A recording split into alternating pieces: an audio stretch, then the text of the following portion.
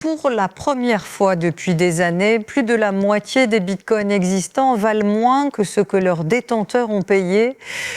Les données on-chain montrent que plus de 50% de l'offre, environ 8 millions de pièces, sont en perte après la chute sous 61 000 $.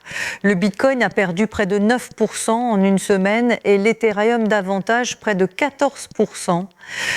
L'indice de la peur et de l'avidité qui mesure l'humeur du marché crypto s'est effondré à 9 sur 100, une peur extrême presque jamais vue. Les analystes de K33 affirment que cette douleur est le signe classique d'un creux, la capitulation qui a clos l'écran précédent. Mais il y a un piège, l'histoire montre que ces creux n'arrivent souvent qu'après une dernière chute brutale. Pour l'instant, nul ne peut dire si c'est le fond ou le calme avant la dernière chute.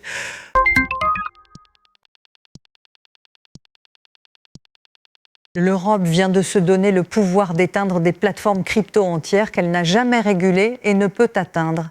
La Commission européenne a proposé une vaste mesure de sanctions interdisant les services crypto basés hors de l'Union européenne s'ils aident la Russie à contourner les sanctions occidentales.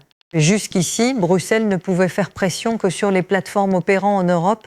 Celles à l'étranger restaient hors de portée. Selon la proposition, toute plateforme hors de l'Union et dans la Russie pourrait être totalement coupée des utilisateurs et du système financier européen. C'est une nette escalade dans le traitement de la crypto, changeant les sanctions en une arme qui franchit les frontières jusqu'à l'économie on-chain.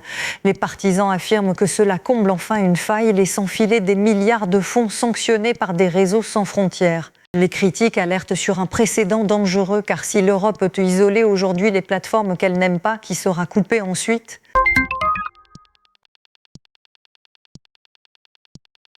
Pendant que le marché panique, les 3 banques les plus puissantes du Japon bâtissent ensemble quelque chose pour la première fois.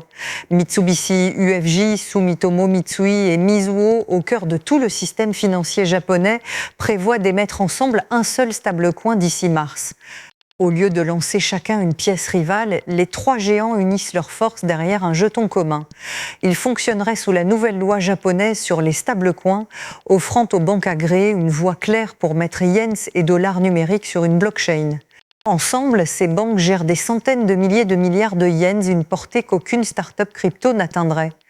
Le geste montre que la vieille finance japonaise voit désormais les stablecoins non comme une menace, mais comme la prochaine tuyauterie de l'argent. Et cela survient alors que les prix s'effondrent, un rappel que les plus grands bâtissent le plus fort quand les autres ont peur. Abonnez-vous